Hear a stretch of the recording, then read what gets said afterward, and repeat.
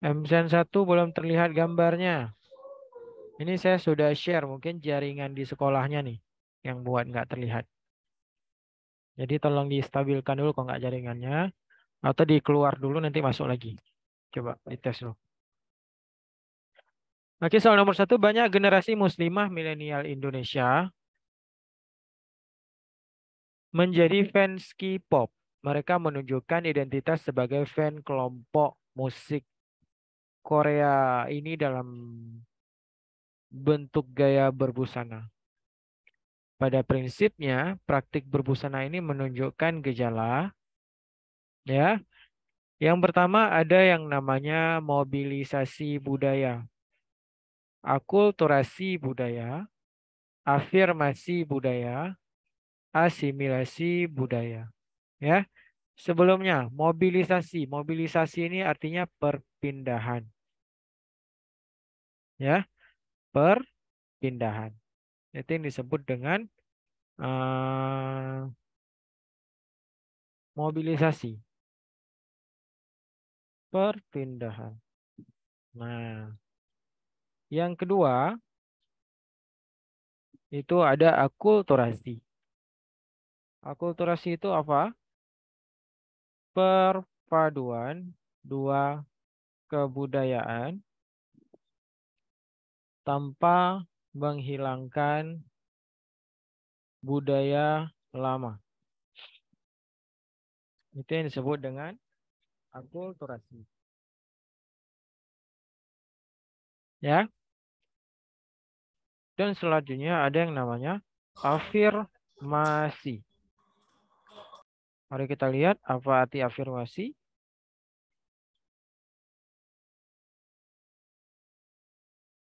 Afirmasi adalah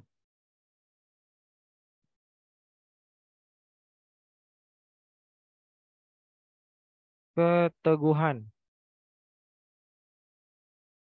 Ya, itu namanya afirmasi, keteguhan budaya, budaya yang kokoh. Sementara asimilasi kebalikan dari akulturasi. Perpaduan dua budaya dan menghilangkan kebudayaan yang lama. Ya. Jadi silakan dilihat di sini ada mobilisasi, perpindahan budaya, akulturasi budaya, perpaduan dua kebudayaan tanpa menghilangkan budaya yang lama. Ada afirmasi budaya, keteguhan budaya, ada asimilasi budaya, perpaduan dua budaya dan menghilangkan budaya yang lama. Nah, akulturasi apa-apa saja contohnya. Ini bisa kita lihat banyak di sekitar kita, ya. Misalkan kita bisa melihat adanya perpaduan antara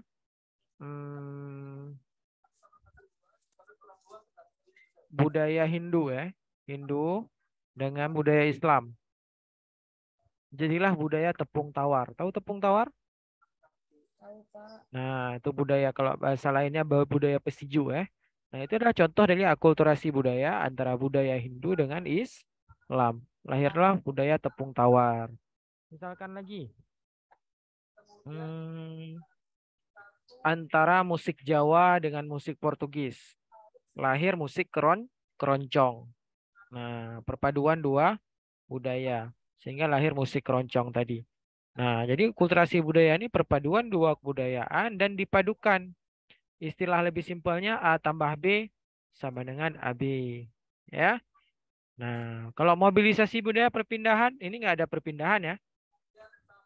Kalau akulturasi, di sini jelaskan. Generasi muslimah milenial menjadi fans K-pop, menunjukkan identitas sebagai fans kelompok musik mulai Korea ini dalam berbentuk gaya busana. Berarti di sini ada generasi muslimah, ya, yang mereka itu berpakaian Islami, tapi mereka juga pakai pakaian identitas sebagai fans kelompok K-pop, ya, dalam bentuk gaya busana. Berarti ada akulturasi busana muslimah dengan busana musik-musik K-pop, gaya berpakaian kelompok-kelompok K-pop. Makanya ini masuk ke contoh akulturasi. Jawabannya B. Kalau afirmasi keteguhan budaya, bukan. Asimilasi, perpaduan dua budaya dan menghilangkan kebudayaan yang lama. Kalau asimilasi ini misalkan ada etnis Cina atau Tionghoa, ya, pergi ke Indonesia. Nah, oke. Cina dan Indonesia. Dia pergi ke Indonesia. Yang awalnya dia berbicara bahasa Cina, pergi ke Indonesia, ya. Lalu dia bisa berbahasa Indonesia. Sehingga budaya yang lama ditinggalkan. Nah, dan beralih ke budaya yang satu. Nah, ya, menghilangkan kebudayaan yang lama. Sehingga dia berbicara dengan bahasa Indonesia sampai dia nggak bisa lagi bahasa Cina. Ini A tambah B. B sama dengan A misalkan. Ya, B-nya hilang. Nah, kayak gitu. Kalau asimilasi. Ya, kalau akulturasi dipadukan. Tapi kalau asimilasi dihilangkan satu. Dan yang satunya lagi itu yang dipakai. Makanya jawabannya adalah B.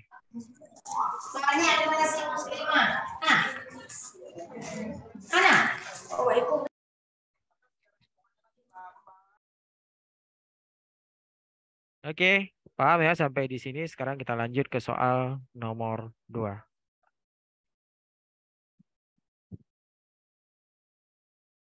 Setiap awal bulan, Ibu Fatimah membeli bahan pokok beras di pasar desa.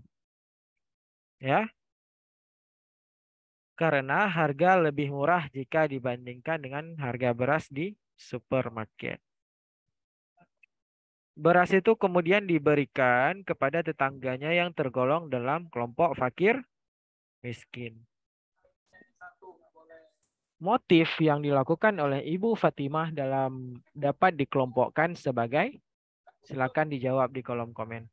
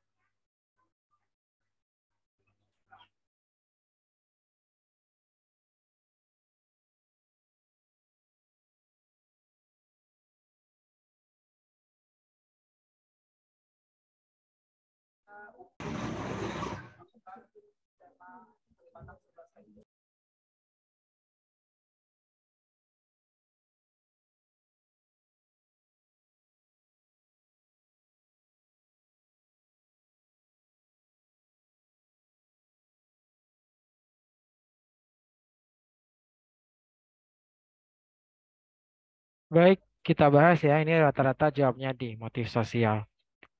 Nah, mari kita lihat setiap awal bulan Ibu Fatimah membeli bahan pokok beras di pasar desa ya. Karena di pasar desa tadi harganya lebih murah jika dibandingkan dengan harga beras di supermarket. Beras itu kemudian diberikan kepada tetangganya yang tergolong dalam kelompok fakir miskin.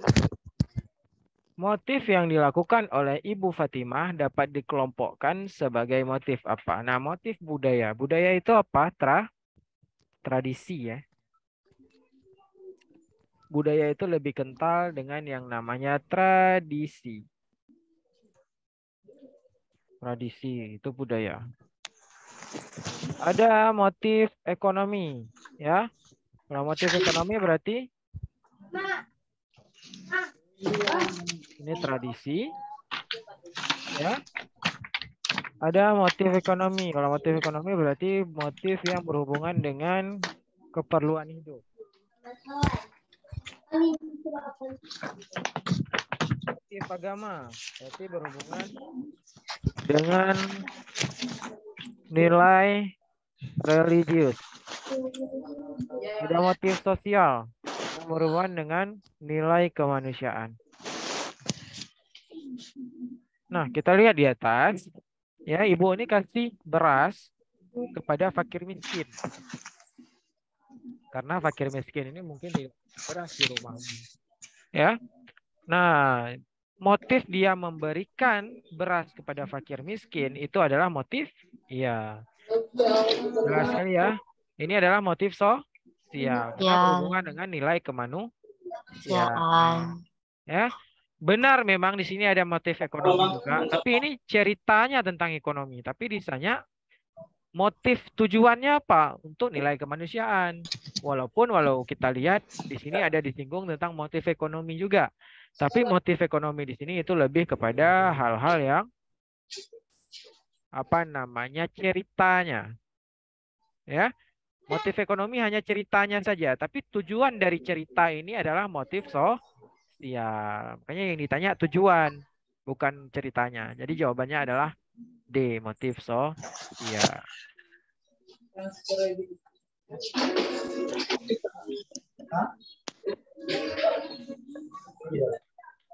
Oke, kita lanjut sekarang ke nomor 3. Silakan dijawab di kolom komen. Ini jawabannya di bukan? Ya. D. Bisa lah.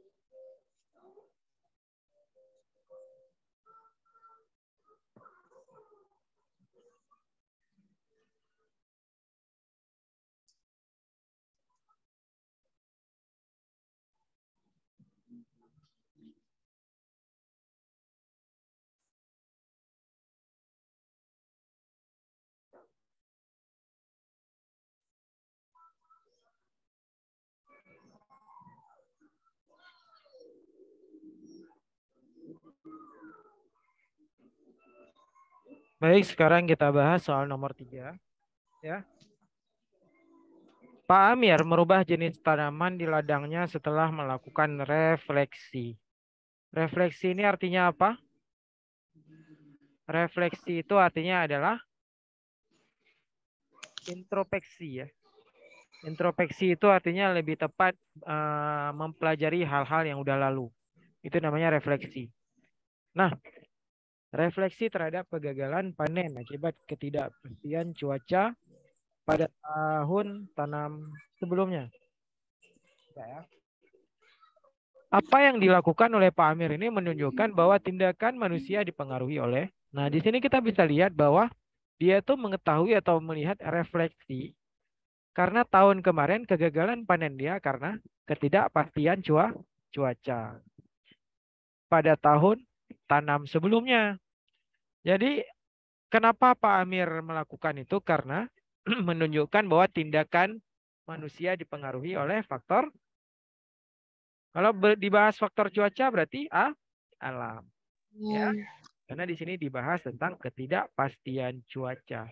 Cuaca ini kan berhubungan dengan kondisi alam, bukan budaya, bukan ekonomi, bukan sosial.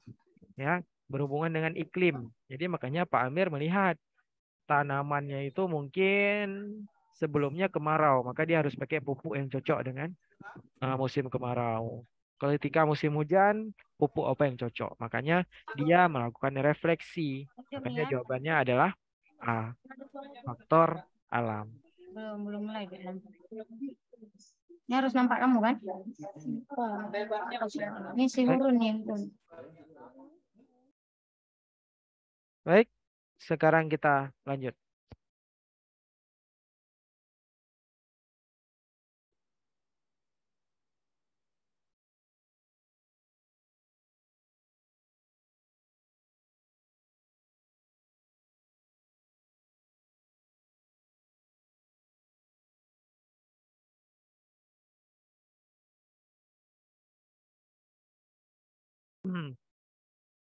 Nilai dan budaya Islam di Indonesia mulai berkembang sejak abad 13 Masehi, dipengaruhi oleh kebudayaan yang dibawa oleh para pedagang Arab dan India.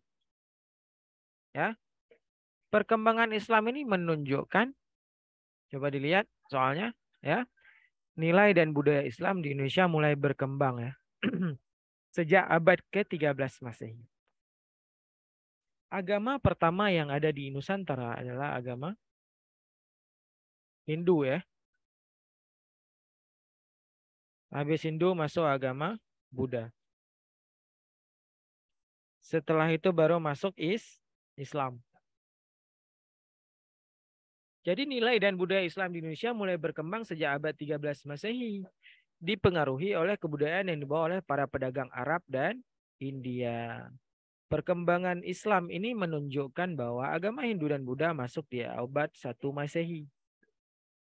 Ya, 12 abad kemudian baru masuk Islam. Nah, seperti itu. Oke. Sekarang kita lihat yang keterangan yang di atas. Apa yang ditanya? Perkembangan Islam ini menunjukkan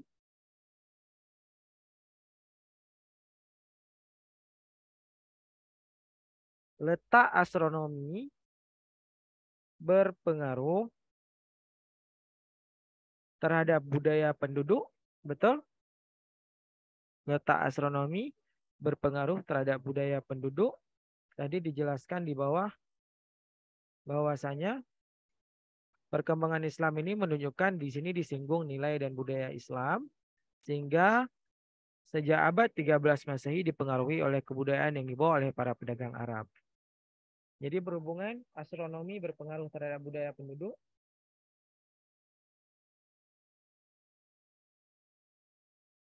Salah ya, astronomi. Astronomi ini lebih ke ilmu ini ya.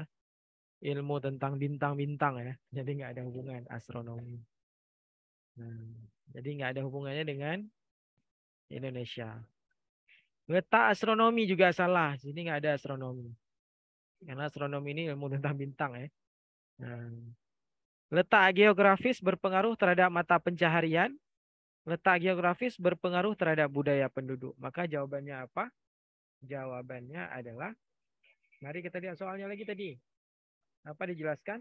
Nilai dan budaya Islam di Indonesia mulai berkembang sejak abad 13. Di sini singgung tentang budaya.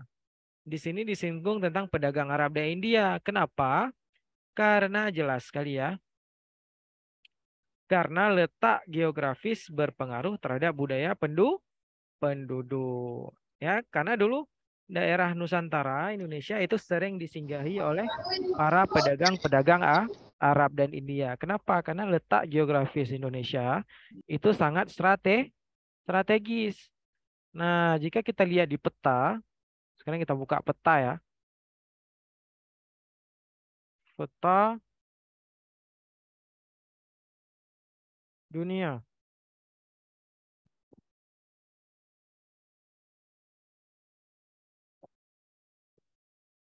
Nah, kita akan lihat letak dari peta.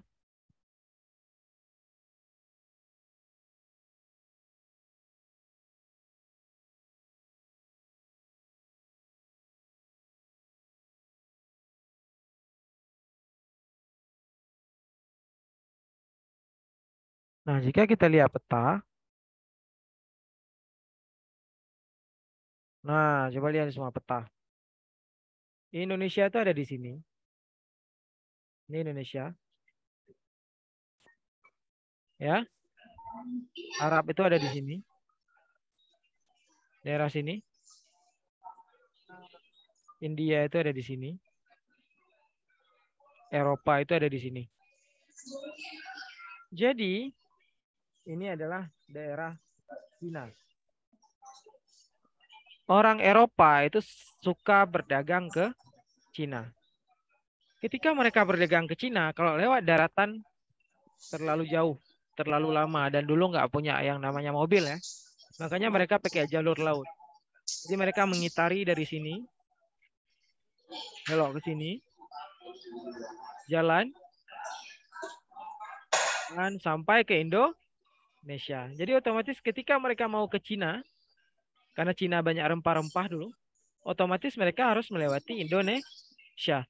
Ketika melewati Indonesia, mereka melihat dan mampir di Indonesia, sehingga sering berdagang di wilayah Indonesia. Sambil berdagang, maka menyebarkan kebudayaan. Makanya dari dulu, Hindu-Buddha masuk dari India. Karena orang India juga lewat sini untuk berdagang ke Cina. Orang Arab juga kayak gitu. Ya, melewati sini, Sungai Nil dan sebagainya, sampai ke kita baru berdagang ke daerah Cina. Maka Indonesia adalah wilayah transit menuju Cina. Makanya Indonesia dulu disinggahi oleh banyak negara. Karena itulah nanti cikal bakal penjajahan juga. Jadi jawabannya adalah jelas ya. Jawabannya adalah D.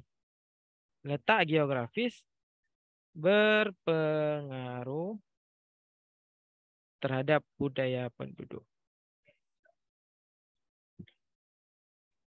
Ya, istirahat kita jam 12.45 kita udah habis. Oke, sekarang kita lanjut ke soal selanjutnya.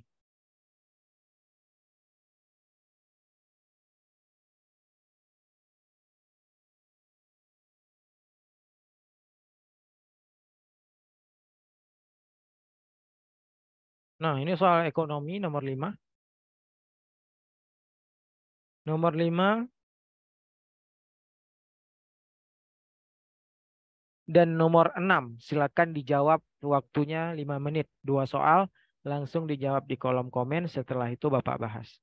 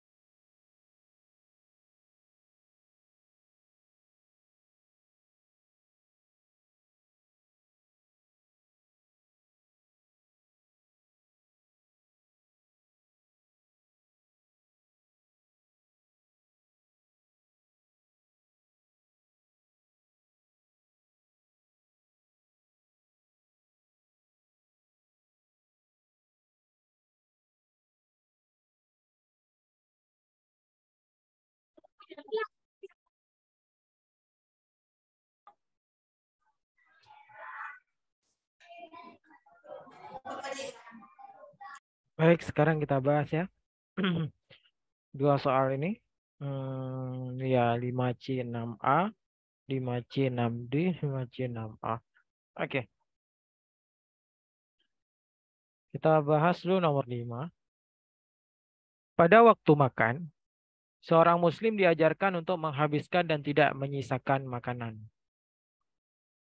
Nilai Islam ini dapat dilakukan jika konsumsi berdasarkan jumlah pendapatan, konsumsi dilakukan sesuai status sosial, konsumsi dilakukan tidak berlebihan, konsumsi mengikuti prinsip ekonomi. Ya. Nah, jadi kita diajarkan untuk menghabiskan dan tidak menyisakan makanan. Konsumsi berdasarkan jumlah pendapatan, konsumsi dilakukan sesuai status sosial. Konsumsi dilakukan tidak berlebihan, konsumsi mengikuti prinsip ekonomi. Nah, tadi pada jawabannya banyak yang C ya. Konsumsi dilakukan tidak berlebihan. Nah, jadi di sini bisa kita lihat bahwasanya nilai Islam apa yang dapat dilakukan jika kasusnya seperti ini, ya. Nah, jadi apa dibilang? Kita makan sesuai porsi ya. Nah, oke,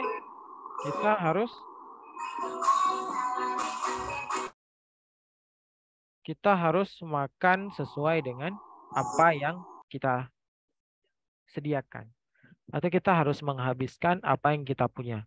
Nah, konsumsi berdasarkan jumlah pendapatan. Ini kurang tepat ya. Nah, ya, konsumsi berdasarkan jumlah pendapatan.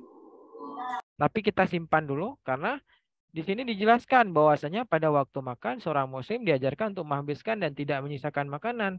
Berarti kita harus mengonsumsi sejumlah apa yang kita punya. Tapi kita simpan dulu jawabannya. Jawaban ini berhubungan, ya, mana tahu ada yang lebih tepat. Karena di atas kan dijelaskan bahwasanya menghabiskan dan tidak menyisakan makanan. Berarti kita harus mengkonsumsi sesuai dengan apa yang kita punya dan semuanya harus habis.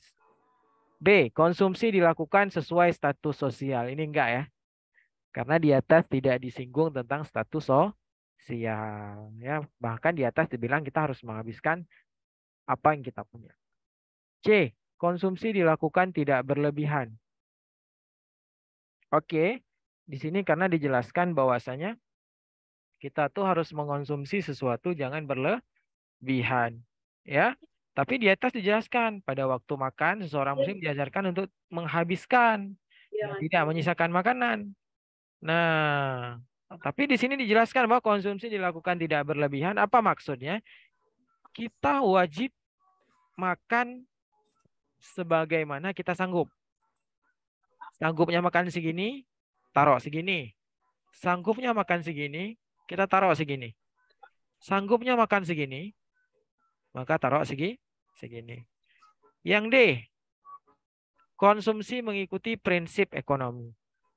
Ya, apa prinsip ekonomi?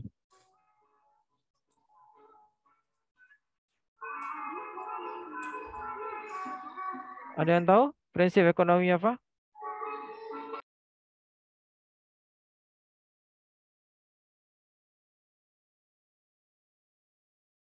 Prinsip ekonomi itu ada distribusi, ada produksi, ada konsumsi. DPK. Distribusi itu menyalurkan barang, produksi itu menghasilkan barang, konsumsi itu menghabiskan barang. Distribusi adalah pasar. Produksi adalah pabrik. Konsumen adalah manusia. Ya, berhubungan nggak dengan hal yang ini? Tidak ya. Maka jawaban paling tepat itu A. Konsumsi berdasarkan jumlah pendapatan. Ya, kita mengkonsumsi sebagaimana kita punya. Nah, itu. Tapi kalau C, konsumsi dilakukan tidak berlebihan. Misalkan kita udah taruh satu piring. Kita wajib makan semua kan? Nah, jadi kurang tepat. Karena kalau di sini kan ini berlebihan, menghabiskan dan tidak menyisakan makanan. Tapi kita mengonsumsi berdasarkan jumlah pendapatan. Ya. Jadi alangkah baiknya kita mengonsumsi sesuatu sesuai dengan apa yang kita punya. Kalau kita banyak, ya mohon matikan dulu sih. Siapa yang bunyi musik? Ya. Jadi kita mengonsumsi sesuatu sesuai jumlah pendapatan dan kita wajib menghabiskan semuanya agar tidak mubazir. Jadi jawabannya itu A. Konsumsi berdasarkan jumlah pendapatan. Nomor 6.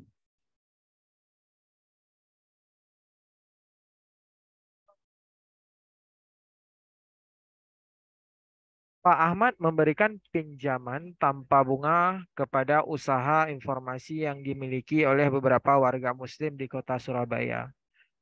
Pahami ya? Pak Ahmad memberikan pinjaman tanpa bunga kepada usaha informal yang dimiliki oleh beberapa warga Muslim di kota Surabaya. Apa maksudnya? Tanpa bunga itu kayak gini dia. Misalkan kita meminjamkan uang kepada orang 1 juta. Maka uang yang dikembalikan juga 1 juta. Ya. Nah, nomor 5 jawabannya A tadi. Nah, 1 juta nih. Maka si peminjam juga mengembalikan dengan jumlah yang sama. Itu namanya pinjaman tanpa bunga. Ya. Tapi sekarang banyak pinjaman yang berbunga. Kita minjamnya 1 juta. Tapi kita kembalikannya itu 2 juta. Nah, itu pinjaman dengan bunga. Dalam konteks masyarakat Indonesia yang sebagian besar adalah Islam, tindakan yang dilakukan oleh Pak Ahmad sangat tepat karena usaha informal semakin kecil sudut elevasi maka pancaran dapat membuka lapangan kerja, dapat meningkatkan devisa negara, tidak memiliki alat canggih, tidak membutuhkan pendidikan khusus. Maka jawabannya adalah tadi banyak yang jawab A. Nah, sekarang kita lihat ya.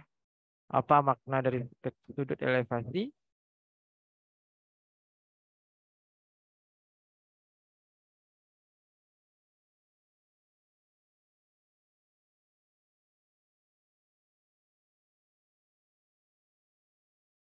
Nah, sudut elevasi itu adalah tabelnya seperti ini. Saya gambar.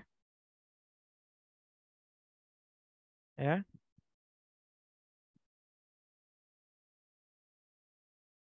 Ini sebuah sudut elevasi. Oke. Nah, kalau sudutnya kecil,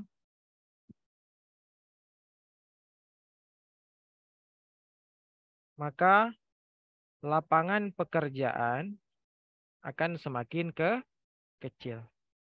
Kalau sudutnya termakin, ini namanya sudut elevasi. Sudutnya ini. Kalau sudutnya semakin terbuka ke atas, maka lapangan pekerjaan yang masuk semakin besar. Kalau sudutnya semakin kecil, maka lapangan pekerjaan yang masuk semakin kecil. Nah, ya. Nah, coba lihat yang A. Semakin kecil sudut elevasi, maka pancaran dapat membuka lapangan pekerjaan.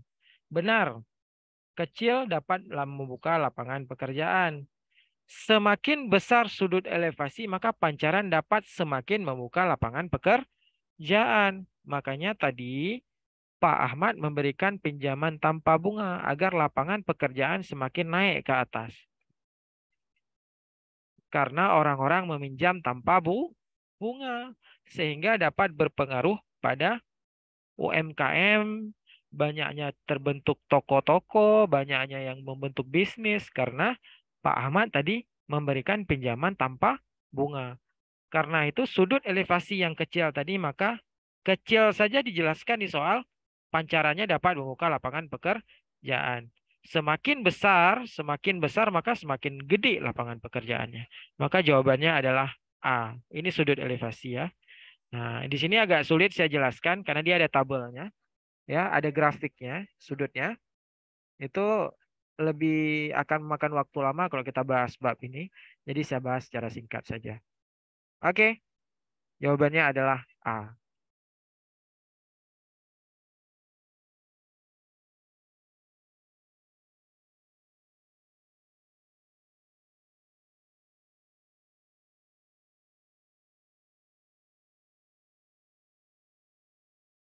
Pak, tadi nomor 5 C atau A ya?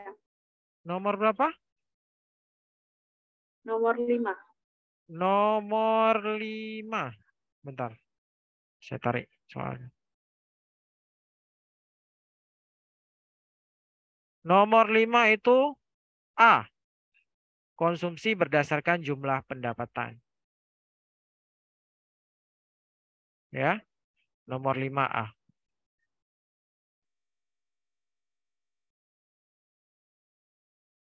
Oke, sekarang kita bahas soal sejarah lagi, ya. Nomor 8. Mari kita lihat di sini. Islam berkembang di Indonesia dengan beragam strategi. Salah satunya adalah dengan penciptaan karya sastra dan pertunjukan seni yang mengelaborasi karya periode sebelumnya. Realitas ini menunjukkan bahwa Islam berkembang pada abad ke, ada yang tahu? Di Indonesia? Abad keberapa Islam berkembang? Abad ketiga, 13. Ya. Nah, saat Islam berkembang di Indonesia dengan beragam strategi, banyak strategi, apa-apa aja strategi Islam berkembang.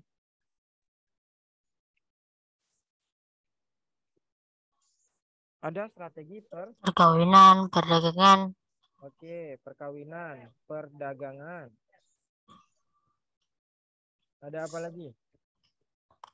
Perkawinan, perdagangan, politik, politik, ya. Bahkan ada saluran pendidikan. Nah, ya. Jadi Islam berkembang dengan cara-cara ini. Nah, kenapa mereka memakai cara-cara ini? Karena sebelumnya agama yang ada di Nusantara itu adalah agama Hindu. Jadi kalau mereka langsung memasukkan Islam tanpa memakai saluran ini, pasti kita tidak akan diterima oleh masyarakat Hindu. Para pedagang-pedagang dari Arab pasti akan diusir oleh orang-orang Hindu. Nah, makanya mereka memakai cara-cara strategi ini. Nah, strategi ini yang dipakai. Ya. Nah, strategi-strategi ini dipakai, ya, dikolaborasikan. Misalkan perkawinan. Pedagang-pedagang dari Arab beragama Islam. Mereka menikah dengan orang-orang lokal yang agamanya Hindu. Nanti mereka punya anak, anaknya dimasukkan ke agama Islam. Maka dengan seperti itu melalui jalur perkawinan orang-orang Islam akan semakin banyak. Jalur perdagangan. Mereka sambil berdagang sambil berdakwah. Ya, berdakwah. Ada politik. Ya, melalui jalur politik berarti melalui kekuasaan. Ya. Nah, kekuasaan. Ada pendidikan. Ada juga seni ya. Tadi ada yang nggak dibilang seni. Seni melalui kayak wayang ya, gamelan, alat musik. Nah, nanti wayang-wayang yang ditampilkan itu diceritakan tentang kisah-kisah Nabi. Nah, jadi realitas ini menunjukkan bahwa Islam melakukan asimilasi dengan budaya lokal, Islam identik sama dengan budaya lokal, Islam menyesuaikan dengan setting budaya lokal, atau Islam bersinergi dengan budaya lokal. Apa jawabannya?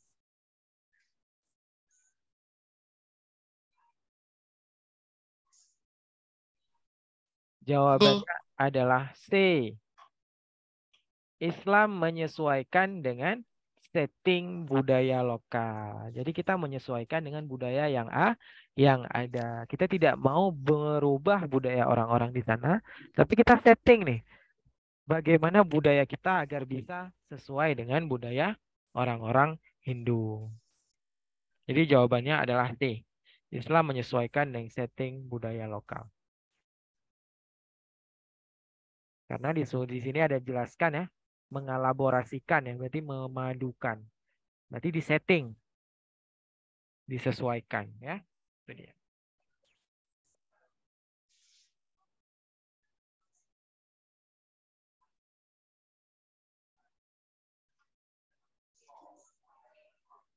Oke, nomor 9 ya. Masa food producing. Ada yang tahu food producing itu apa?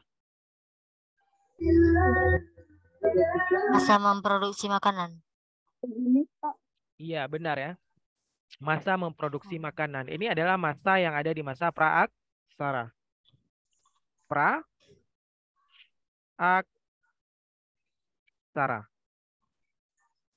Ya.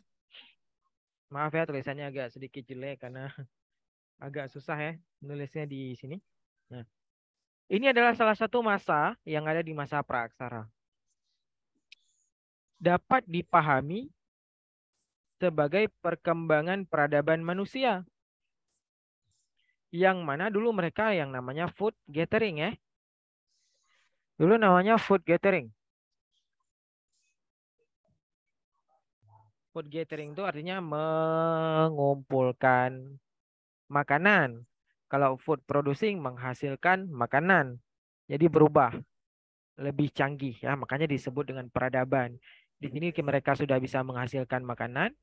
Tapi di sini mereka baru bisa mengumpulkan makanan kalau di food gathering. Makanya nanti perubahan food gathering menjadi food producing ini menjadi pusat perkembangan peradaban manusia.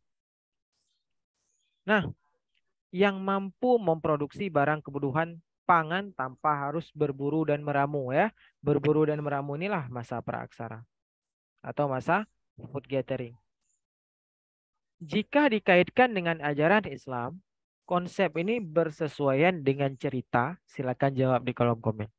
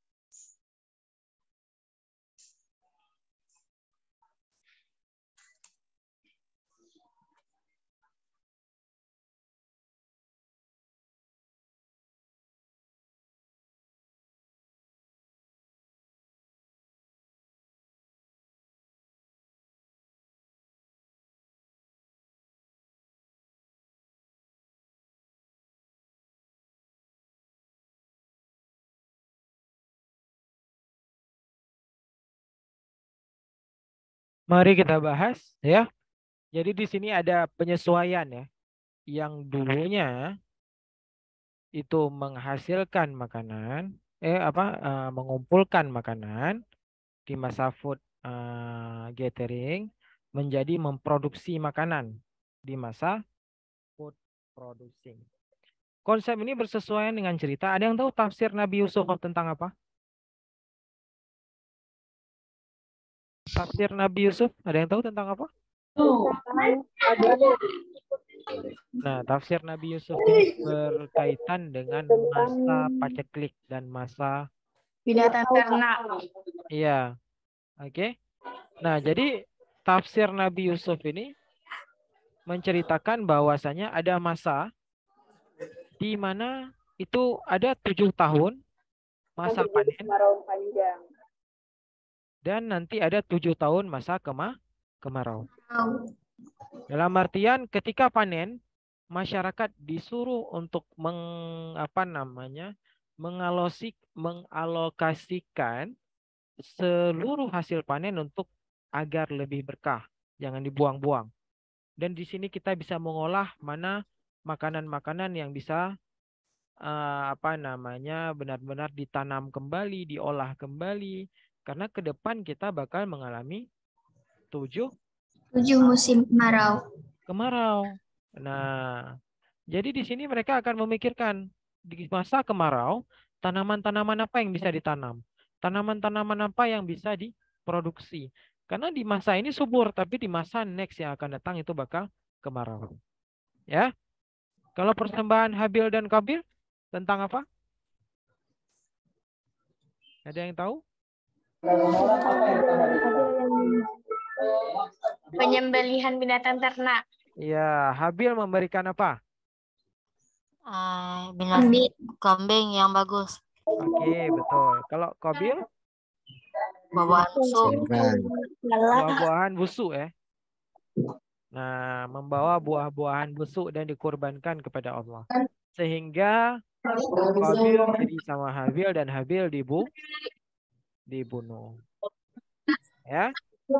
Istana Nabi Sulaiman ini melambangkan tentang bagaimana perkasanya, kayanya Nabi Sulaiman.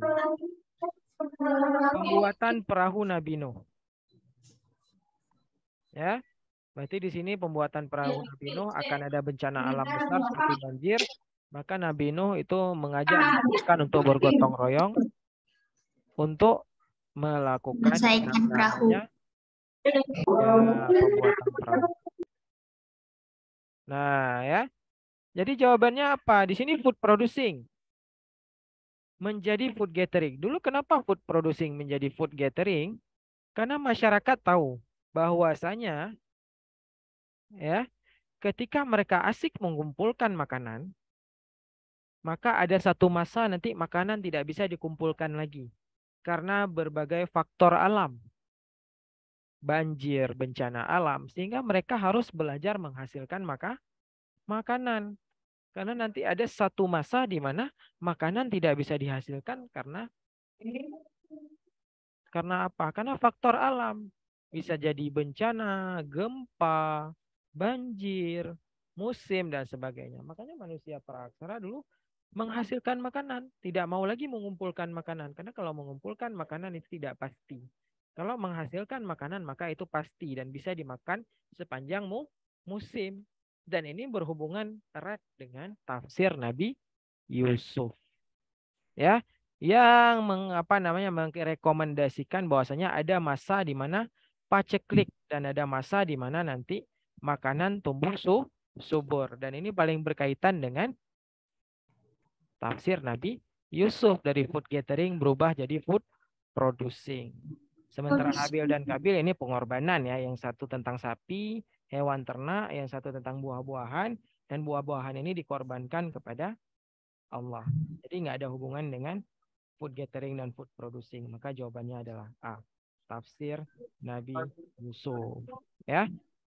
Jadi harus pahami dulu makna perubahan dari food gathering ke food producing ini, baru kita paham. Kalau kita nggak paham, memang kayaknya ini Habil dan Kabil nih. Karena Habil dan Kabil ada unsur buah-buahnya. Sementara food producing yang ditanam buah. Nah, nggak kayak gitu mikirnya. Jadi harus punya pemikiran yang dalam.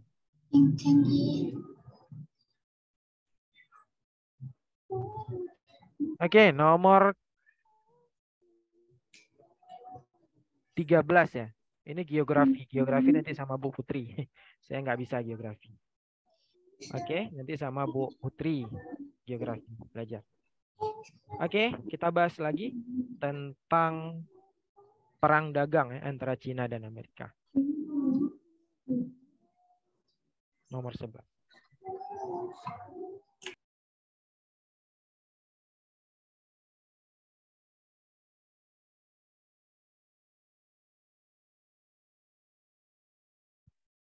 Mari dilihat nomor 11.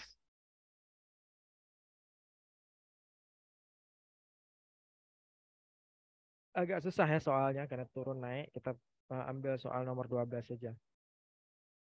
Karena sebelah di sini soalnya. Ya. Coba kita bahas 12 saja karena waktu kita udah singkat ya, biar cepat. Nomor 12. Transmigrasi merupakan salah satu bentuk politik etis yang dijalankan oleh pemerintah kolonial Belanda pada awal abad ke-19. Kebijakan ini diambil untuk, nah ada yang tahu transmigrasi itu apa? Dulu ada yang namanya politik etis.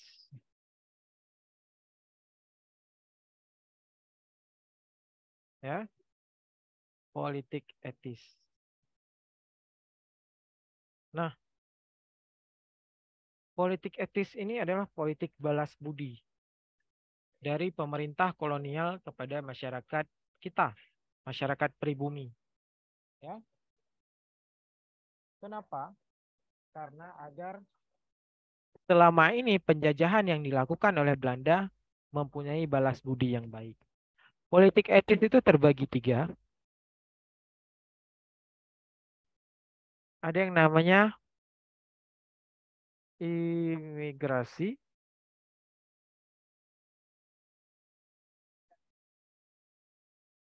ada yang namanya edukasi, dan satu lagi ada yang namanya transmigrasi.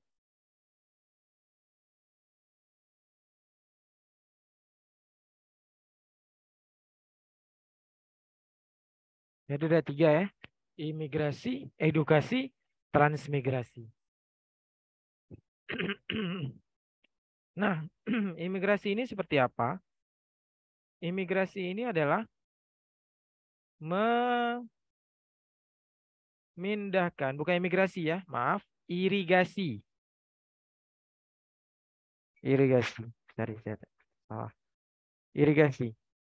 Irigasi ini adalah program mengairi sawah-sawah masyarakat agar teraliri air. Karena pada masa dulu krisis air ya, banyak orang yang gagal panen gara-gara tidak ada air. Ada edukasi. Edukasi ini adalah memberikan pendidikan kepada masyarakat pribumi. Ada transmigrasi, yaitu menyebarkan orang-orang yang ada di Pulau Jawa untuk bisa bekerja di pabrik-pabrik perkebunan. Sehingga mereka punya penghasilan yang baik. Makanya orang-orang yang ada di Pulau Jawa itu terpusat semua di Pulau Jawa. Manusia Indonesia itu terpusat di Pulau Jawa. Sehingga Sumatera, Kalimantan, Papua itu nggak ada orangnya. Semuanya hutan. Makanya ini menjadi program Belanda untuk memberikan tenaga kerja kepada daerah-daerah yang tidak punya orangnya. Makanya tidak heran di seluruh Nusantara itu ada provinsi, setiap provinsi ada yang namanya Kampung Jawa. Ya. Nah, tempat orang-orang Jawa itu ditransmigrasikan di masa politik etis. Oke, makanya tidak mengherankan orang Jawa itu ada di seluruh Indonesia. Nah, tapi orang Aceh belum tentu ada di setiap provinsi ya. Nah, karena kita tidak ada program ini dulu. Apa tujuan program transmigrasi? Mengedukasi? Bukan. Meratakan kesenjangan? Bukan. Menyediakan tenaga kerja perkebunan di luar Jawa. Ini yang benar. Menyediakan tenaga kerja perkebunan di luar Jawa. Ya, sehingga orang-orang yang ada di Pulau Jawa dapat bekerja di perkebunan sehingga punya gaji yang bagus. Secara tidak langsung gara-gara menyediakan tenaga kerja juga mengurangi kepadatan penduduk di Jawa. Tapi jawaban yang paling tepatnya C, bukan D. Karena D itu bagian impact atau dampak dari poin C. Ya. Nah, jadi jawabannya adalah C.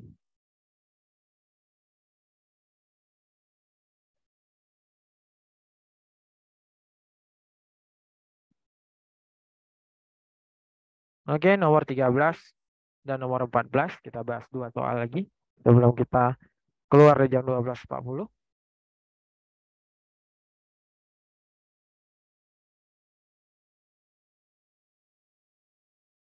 Jalan pos Dendels yang menghubungkan wilayah Anyer dengan Panarukan dibangun pada masa zaman kolonial Belanda.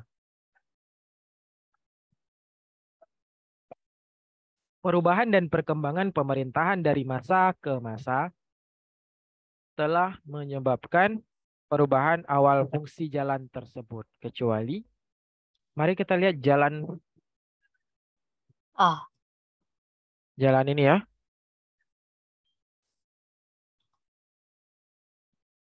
Jalan Anyar Panarukan.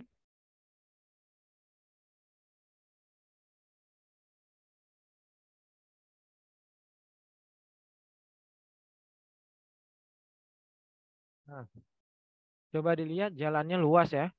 Nah, yang garis merah ini adalah jalan yang dibuat di masa Dender. Apa tujuan dari pembuatan jalan ini? Tujuannya itu tiga. Tujuannya itu tiga. Yang pertama, mobilisasi tentara. Ya. Yang kedua,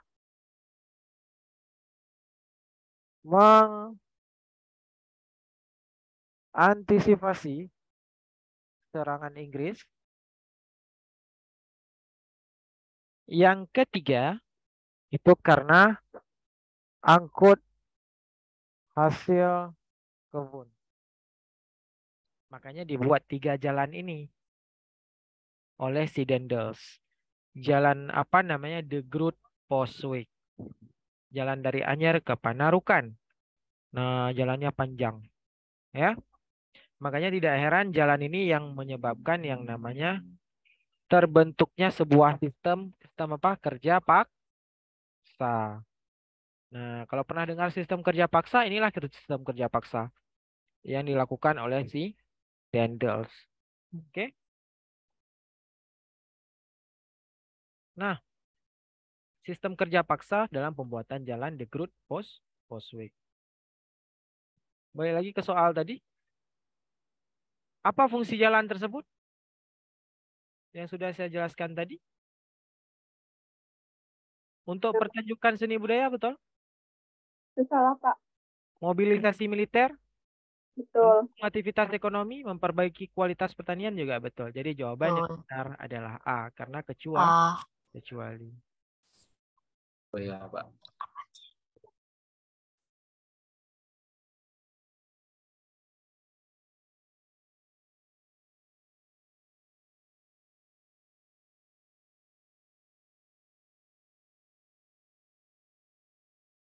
Nah, mari kita lihat soal nomor 14. Liberalisasi ekonomi memungkinkan ekspansi satu unit usaha bisnis global di Indonesia.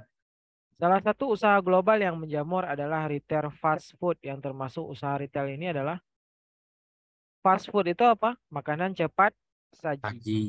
Ya, gara-gara liberalisasi ekonomi, globalisasi. Nah, makanya terbentuk yang namanya fast food. Apa contoh dari fast food? Pizza Hut, betul. Fanta, Hoka-Hoka Bento, McD, KFC. Coba jawab di kolom. McD, KFC, Coca-Cola.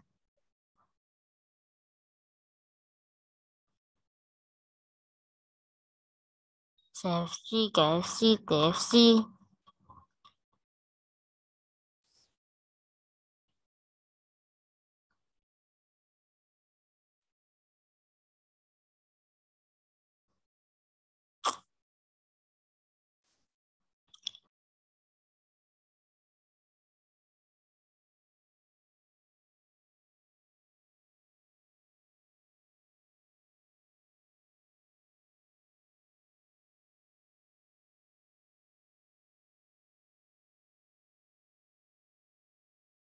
Apa jawabannya? Makanan cepat saji. McD, oke. Pizza Hut enggak cepat saji ya. Pizza Hut itu dibuat lama, Pizza. Hoka-Hoka Bento juga enggak. Fanta minuman bersoda dan pembuatannya agak lama. McD, KFC dan Coca-Cola. Oke. CFC, KFC dan TFC juga benar. Jadi mana nih yang betul? B atau C? C. Iya, B dan C lah ya. Sepertinya jawabannya. Karena Coca-Cola ini saya belum tahu juga dia tuh cepat saji atau bukan. Kayaknya bukan ya. Coca-Cola ya. Coca-Cola makanan atau bukan makanan, minuman yang lama kayak prosesnya dibuat ya. Tapi kalau CFC, KFC, Tasty Free Chicken ini TFC ini sama kayak KFC. Kalau KFC ini kan jual ayam, CFC juga kentang goreng dan sebagainya. Sepertinya jawabannya C. Tapi tidak menutup kemungkinan juga B ya. Nanti saya coba cari Coca-Cola ini masuk ke fast food atau bukan ya. TFC California Fried Chicken, TFC Texas Fried Chicken. Oke. Jadi jawabannya adalah C dulu ya, kita simpan ya. Satu lagi Pak soalnya. Oke. Kita bahas satu lagi ya. Nomor 16 boleh nih kayaknya. Ini coba dijawab.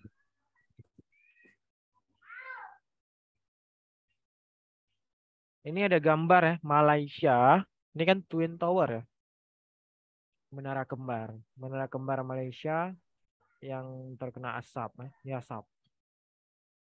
Pernyataan yang tepat untuk gambar di bawah ini adalah masyarakat Malaysia dan Singapura. Masyarakat ini kosong.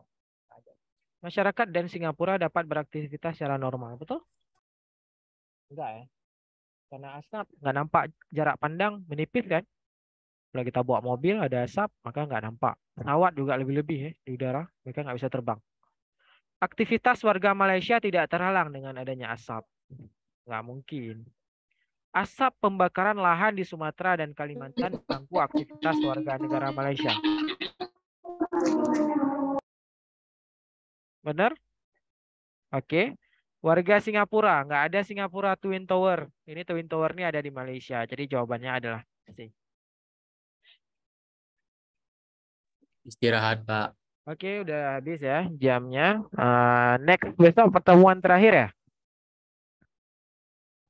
Besok pertemuan terakhir. Besok akan banyak pembahasan soal ekonomi ya. Untuk pertemuan terakhir, saya harap pertemuan hari ini dapat